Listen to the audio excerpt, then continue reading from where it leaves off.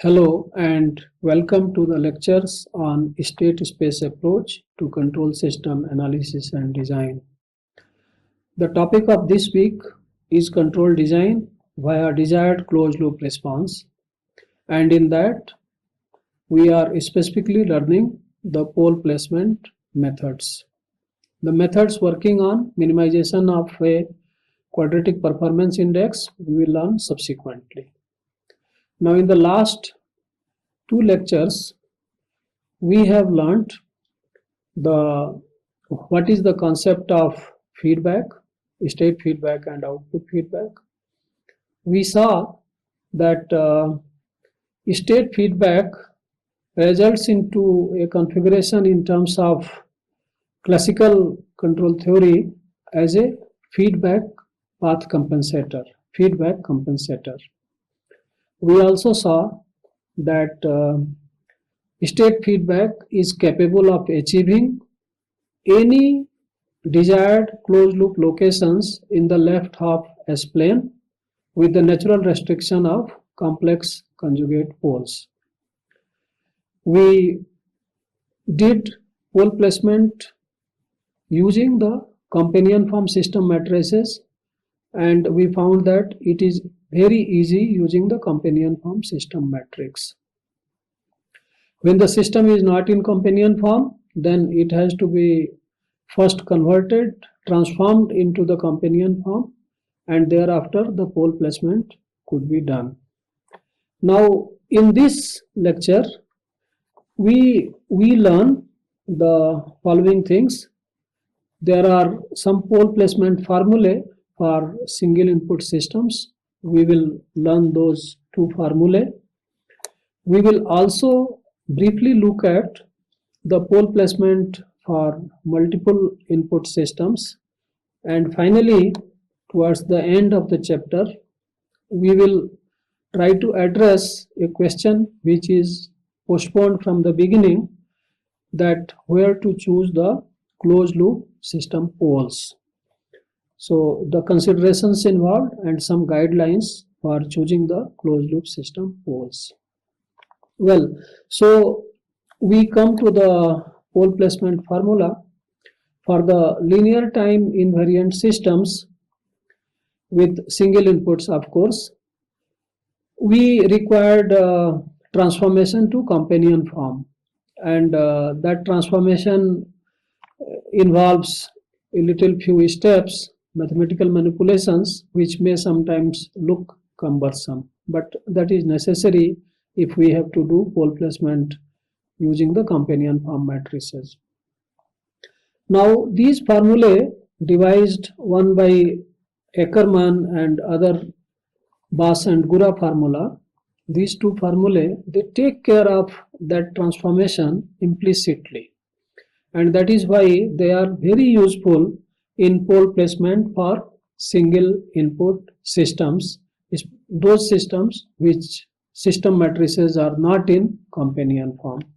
So we first come to the Ackermann's formula, and according to this formula the gain k is given by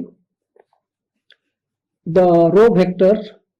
All elements are 0 up to n minus 1, and the last one, the nth element, is 1, and essentially it selects the last row of the matrix Q inverse. When this vector is multiplied by Q inverse, it will select the last row of Q inverse, and that multiplied by a polynomial in A.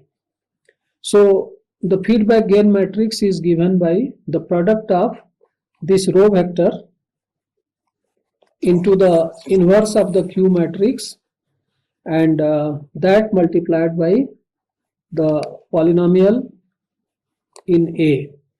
So Q is the controllability matrix, as we already know, and this dA is a polynomial in A, in which, of course, nth degree polynomial in A, in which the coefficients are d1, d2, etc., which are the same coefficients as the coefficients of the desired characteristic polynomial. So if the desired characteristic polynomial is ds equal to s power n plus d1 s to the power n minus 1 plus d2 s power n minus 2, etc. So we see that dA is the same thing. In place of s we have a. So it becomes a power n minus 1 here, a power n minus 2 here, and so on. So this dA is a polynomial in A, and the coefficients are the same as the coefficients in the desired characteristic polynomial for obtaining the state feedback gains. So we consider an example to where we will apply the Ackermann's formula. This is the same example which we have been taking throughout from the beginning of this topic. So this A is a 3 by 3 matrix and B is the one column corresponding to, of course, single input. And for this system, we want to obtain a state feedback gain K. Desired characteristic polynomial is same as the one which we have been taking, s cube plus 6s square plus 11s plus 6. We have been taking this. Probably it will be there in the next slide. So we want to design a state feedback gain K so that for this input matrix and this input matrix and this system matrix, for the system, the closed loop poles will be at -1, -2 and -3, and the corresponding polynomial closed loop system characteristic polynomial will be this.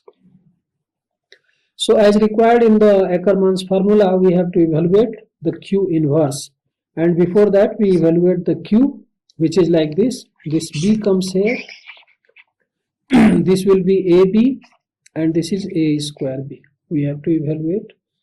Then we obtain its inverse, which comes like this. This is the Q inverse.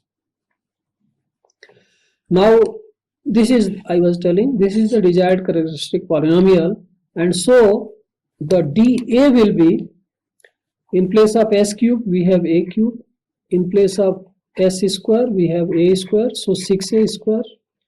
Here a in place of s, so we have 11a plus 6. This should be identity, 6i. So dA equal to a cube plus 6a square plus 11a plus 6 times identity matrix. So when we evaluate this for the given value of A, which was there in the previous slide, this is the A matrix. For this, if we evaluate this, we will get this. We obtained dA, we have Q inverse, so we will have K equal to that n by 1 row vector. 1 by n row vector, which is this. Only the last element will be 1, remaining all will be zeros.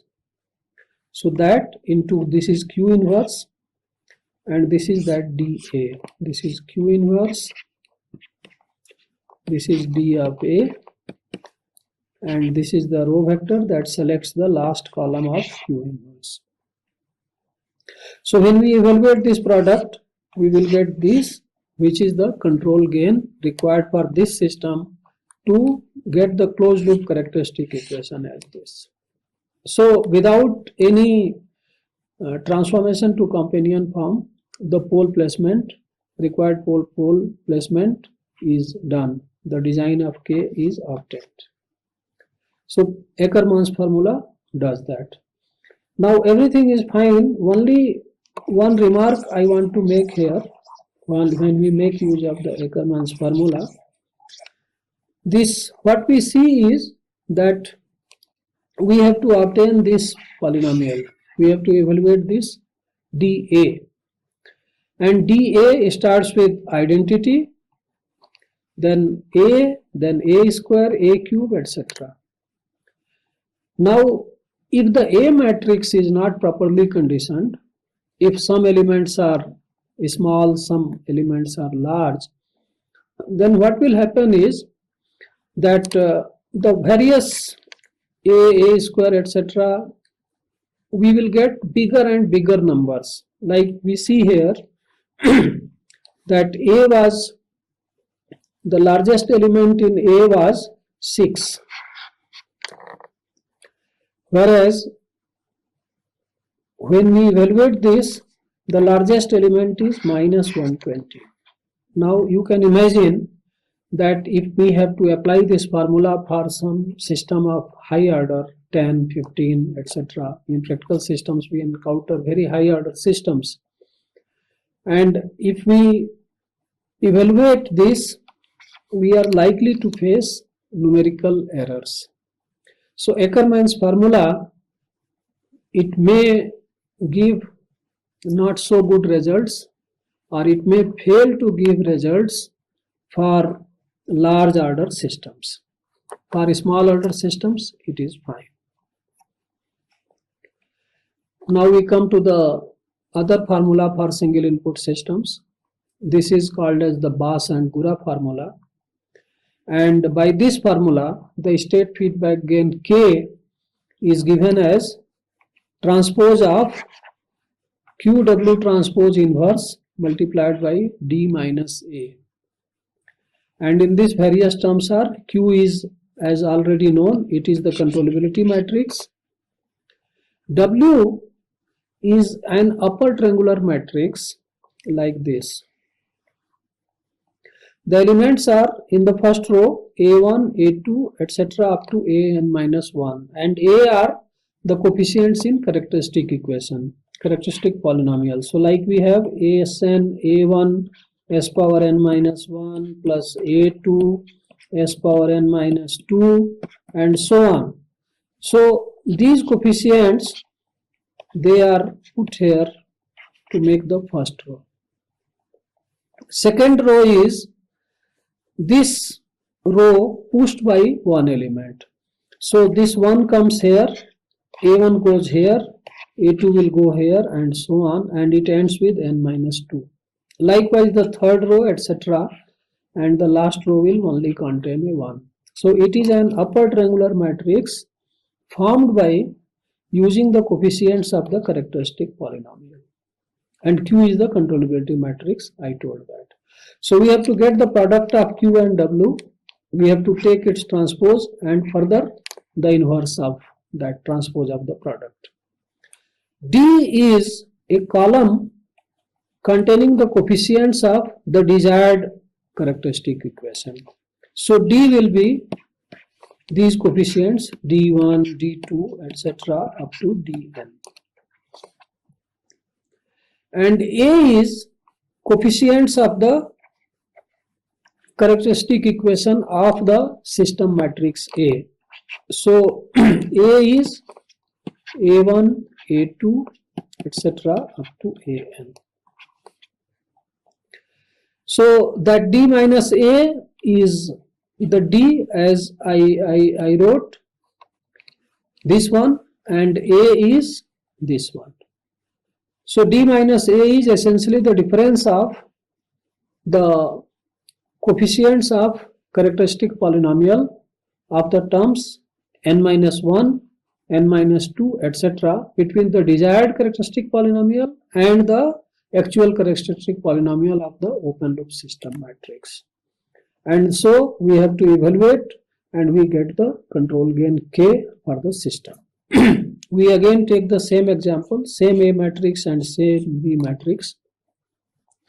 Q is this. This is the characteristic polynomial of this A matrix. And that means we have A1 equal to 9, A2 equal to 12, and A3 is 0. So we have this as this 9, 12, 0. D is the one which we are using all throughout. So if we put the coefficients D1, D2, D3, etc., we get 6, 11, and 6. So we got A from this, we got D from this. Now D minus A will be this. This is D, this is A. So D minus A is this. And so W we are assembling next. So W is 1, then this A1 9 and this A2 12. A3 is not used. Then we push it by 1, so this 1 comes here, 9 comes here, and we again push it by 1, so 1 comes here. So we get the W. Now the next thing is to get the QW transpose. So if we multiply and take the transpose, we get this matrix for QW transpose, this 3 by 3 matrix. So we take its inverse, and this is the inverse of QW transpose. Now this has to be multiplied by D minus A. So this is D minus A we had obtained earlier. This is QW transpose inverse. So product and then transpose of that. So we get the gain matrix this. So again this Bass and Gura formula takes care of that transformation implicitly, transformation to companion form implicitly, and it works quite efficiently even for higher order systems. My personal experience, I have seen that. So now we come to the second subtopic of this topic, the pole placement for multi-input system, multiple input systems, meaning that number of inputs is more than one. I must tell that this topic is well researched and a very vast topic, and what I am going to tell is only just a sensitization to this topic, which will only bring a very, very small aspect of the whole topic. So we are given with a multiple input system, x dot equal to x plus bu, number of inputs is m greater than 1, and so B is n by m matrix. For this system, we have to design the gain matrix, and this is the problem statement. We have to find a k in u equal to minus kx plus r such that the closed loop system matrix has poles as the desired locations, or the characteristic polynomial of the closed loop system matrix AC will have the coefficients as desired. This is the problem statement. We have to find a k. Now what we have to do is we have to select an AC which will have the desired characteristic polynomial. So first of all we have to select an AC. Once AC is selected, then we see that by changing the sides, BK taken this side, AC taken this side, BK will be A minus AC. A is known, AC is selected. So BK will be one n by n matrix. This BK will also be n by n matrix, but in that mn unknowns are there. K is m by n matrix, so mn unknowns are there, and we have total n square equations in this set. So what we have to do is, out of those n square equations, we have to take a consistent set of mn equations, and we have to solve them to obtain the k. And we see that because we have n square equations and we are only using from that the mn equations, so we have a non-unique solution.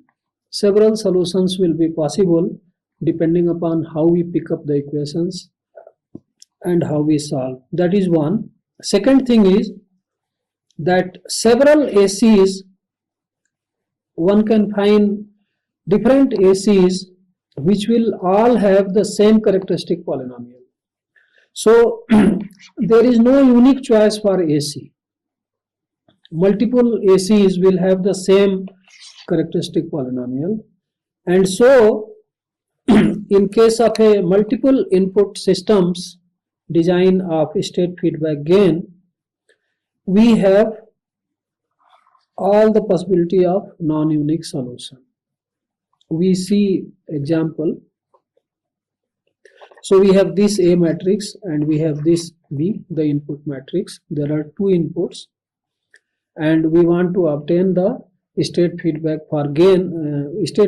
gain for this system so as to place the poles. Again, the same characteristic equation which we have been using. S cube plus 6s square plus 11s plus 6. Now we have to first find one AC which will have this characteristic equation. And for that we select this K has to be determined and we select this AC. This AC, you can see this is in companion form. So its characteristic polynomial will be the one which was shown a little while back. And this K, this 2 by 3 matrix containing 6 elements is to be obtained. So AC has been selected and this is the B. So B multiplying to K will get a 3 by 3 matrix. This is A and this is AC. So let us see. BK is this when we evaluate that product, and this is A minus AC. Now we have these 6 equations. One this, one this, one this, and these 3 here. So these 6 equations give the solution of K like this. And with this K, A minus BK equal to AC, we will obtain that AC which was shown just a while back here, and it will have the desired characteristic equation with this K. We can select a different AC which is done here. This is different AC, however its characteristic equation is also same as that, S cube plus 6s square plus 11s plus 6. Same characteristic equation this matrix also has. And when we set up the equation that B times K, this is B, this is K, this is A, this is AC, BK equal to A minus AC, we get a different set of course this left hand side is same but right hand side values are now different. So because of that we get a different K. This K is different than the K which we obtained a little while back. So we can get in this manner by different choices of the AC matrix, the closed loop system matrix, different values of K. One more thing, specifically for this example, I was telling that we have to pick up the consistent equations. Here if you see this BK, that product is coming in this form. The first row is coming 0. So we are constrained in this case to choose one AC matrix so that A minus AC will give first row 0. That must happen. This and this, they must be equal. Otherwise, there is no consistency. So in this case, consistent set will be obtained only by choice of one AC in which the first row will be identical to the first row of the A matrix. Otherwise, we will not get consistent set of equations. In this particular example, that holds, and this kind of situation may arise. We have to be careful while choosing the AC matrix. Now, we have a few remarks I have been telling, but we recall some of them. In case of multiple input systems, we have flexibility in design because we can select different AC for the same characteristic polynomials, and so we get different values of K. So we get design flexibility for the same characteristic polynomial. However, this poses a difficulty also because when we have enormity of solutions, then we have to obviously think which solution is better than the other solution, or which solution is the best among the different solutions. And for doing that, for arriving an answer to that, there is no direct path here. We have to probably do a transient response analysis for all those closed loop systems, and we have to select one of the better designs or the best design by looking at the transient response. Other way one can look is that probably one can look for fault tolerance. A design which is more fault tolerant, more robust will be preferred compared to the other design. So based on some additional criterion, one has to select a better design. Otherwise, in case of MI systems, there is enough flexibility. We move further and we try to address the question which must have, surely many of you would have thought, that how to choose the desired characteristic equation, or how to choose the desired location of closed loop system poles. And before we actually come to the guidelines which have been evolved, we see the governing points, the points which we should reckon. And the first point is that the control law, which is minus kx plus r, you see, if k is larger, then even for a small deviation, a large input may be obtained. Not very necessary, but generally, that this product k1x1 plus k1x2 and that summation, etc., which leads to u, will generally be large if k are large. So what it means, if the input is large, means that there will be a heavy actuator involved. In the system, the actuator will be heavier. So weight consideration, and of course it may be costly. A larger actuator will be costlier compared to a smaller actuator. So by this consideration, a small gain k would be preferred. The designs which yield a smaller gain, that will be preferred. Other consideration is, if the poles are to be moved further, then generally a larger k will be required. For example, we see, suppose we have a system x dot equal to 2x plus u. Now if we take that pole should go at minus 1, then u should be minus 3x, or the gain should be 3, minus 3. If the pole has to go at minus 2, the closed loop system pole, then u will be minus 4x, meaning that gain is 4. So in this manner we can see for higher order system also, generally what we find, that if the poles are to be moved more relative to their open loop locations, then the k values are large. Also, those who are familiar with root locus, they will recall that for k equal to 0, the poles are at the open loop locations, and as the k increases, the poles move away and away from the original locations. So if we choose a design in which the poles have to be moved much more away from their respective open loop locations, then larger and larger k will be required. And this translates to this, larger cost and weight of the actuator. And because many times we may not be able to change the actuator in the system may be unalterable, I mean the process system, the given physical system. So it will mean saturation of the actuator.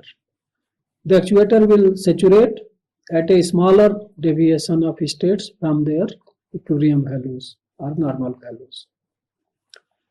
Other consideration is, again, those who have knowledge of root locus, they will easily comprehend this point, that the For k equal to 0, the poles are the same as the open loop poles.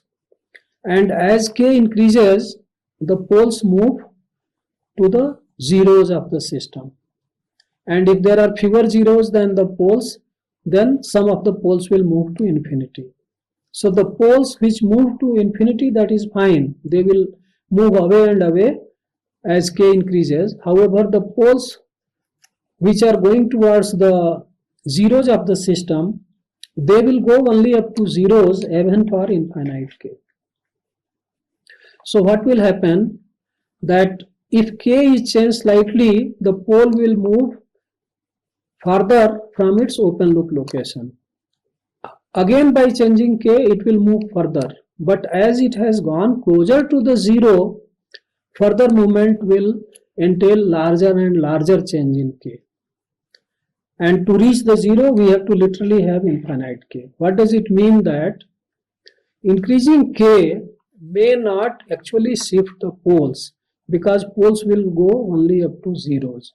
So we have to keep this point also into the mind by selecting the open loop, selecting the closed loop pole locations or coefficients of the characteristic equation. Then this comes from the transient response considerations, and also the next point, that the poles which are farther to the left in the S-plane, they govern the control amplitude. How much the control will achieve its maximum amplitude, that is governed by the poles which are much away onto the left. This is the left side. This is the S-plane.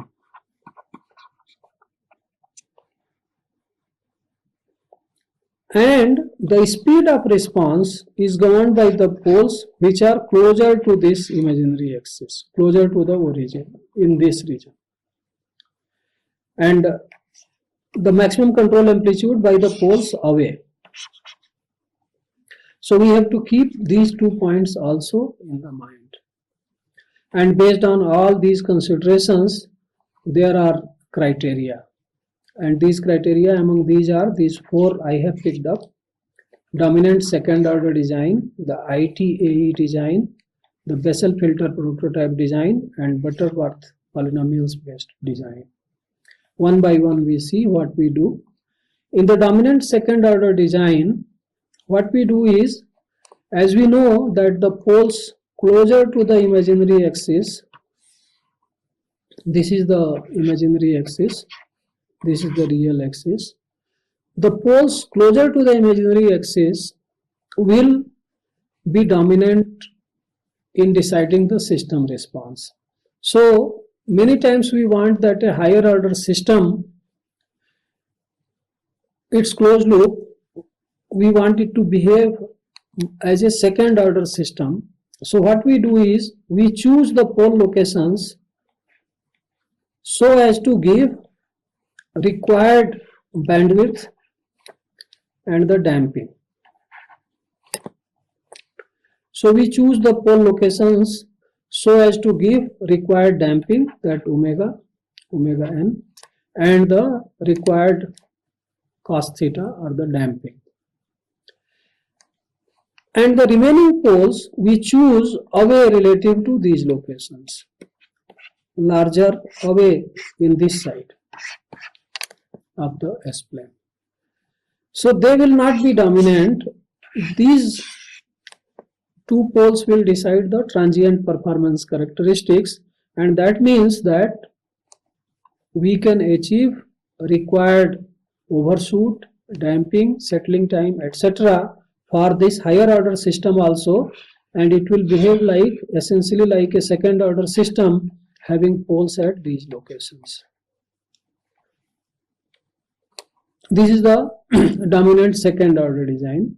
In the ITEA design, the emphasis is to minimize a performance index of this kind, integral 0 to infinity t times absolute value of error into dt. And this gives polynomials of this kind. If we have to have a first order system, we have to select a bandwidth omega 0, from bandwidth omega 0 will come. If we have second order system, then this will be the pole locations, complex conjugate pair like this, one here, other here. If we have a third order system, a complex conjugate pair and a pole on the real axis. So this gives the ITAE design. When we take Bessel filter type design, then its pole locations are like this. Again, the omega 0 has to be selected.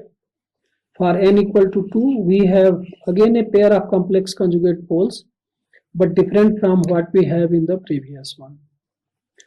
In the third order also, we have a slightly different one like this. So the Bessel filter prototype design, its main characteristic is it yields a transient response which will not have overshoot. So if the requirement is that there should not be any overshoot, we should go for Bessel filter type of design. The last one is the Butterworth type polynomials that can be selected, and in this it is like this. This is the sigma, this is j omega axis. If the system is of order 1, then the pole has to be selected at omega 0 like this. If the system is of order 2, then 2 poles are to be selected at 45 degree angle. This angle is 45 degrees. And they will fall on the semicircle with radius omega 0. So one will be here, other will be here. When we have to select 3 poles, then again they will be on the semicircle,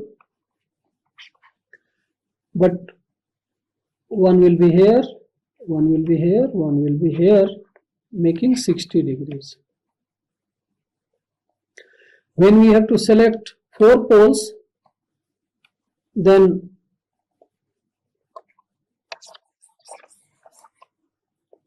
they will be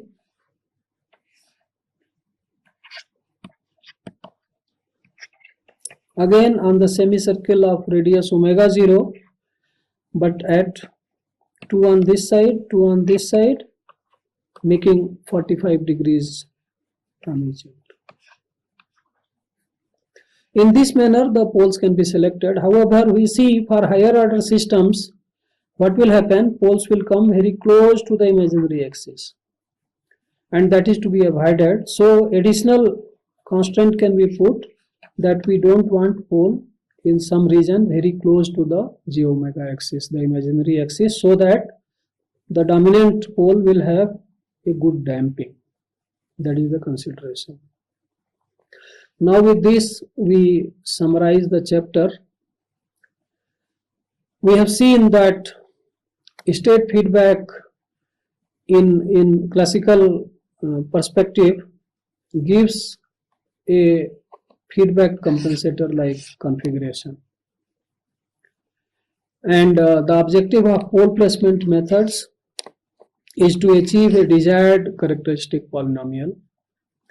State feedback, if the system is controllable, it gives the closed loop pole locations and the desired characteristic polynomial. Any arbitrary choice is possible to achieve. We have seen that control gains for state feedback gain in case of companion form systems are easily determined through n equations, each one in separate variable. We have pole placement formulae for single input systems. So when we have to design control gains for single input systems, we can use Ackermann's and Bass and Gura formula.